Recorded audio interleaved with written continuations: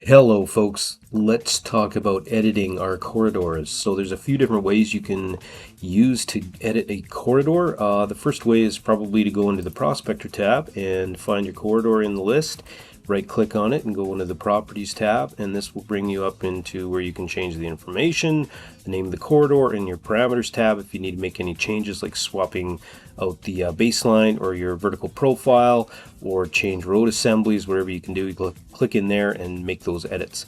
You can also set the frequencies for where those assemblies are placed, so if you need to tighten those up or make any edits, you can change that up in there as well. And also, if you have some capabilities on your assembly where you can tie to offsets, alignments, or other vertical profiles to dictate the way your alignment, or sorry, your assembly behaves, you can go ahead and set that in here.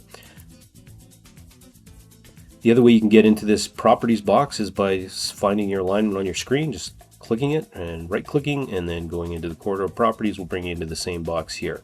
The other way you can edit the corridor is by manipulating your horizontal alignment or your profile.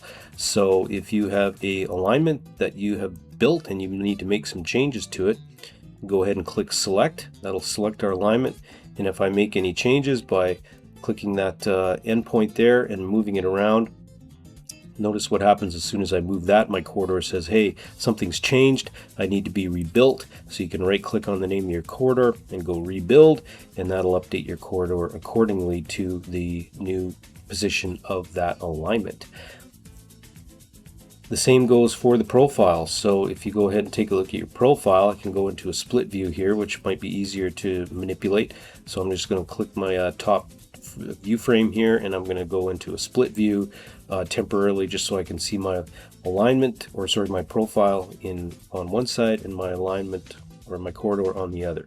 So I'll zoom into those two sections there, and notice that whenever I make a change on my profile, if I go ahead and grab that PI point and manipulate it, move it somewhere else, the corridor will say update please, and I can go rebuild, or I can say rebuild automatic if I'm doing a lot of these changes, and you'll notice my corridor will start changing how it behaves with the daylighting tool. So any of these tools here are dynamic. Make the change, and that goes the same for your alignment or any finished ground profile that you create.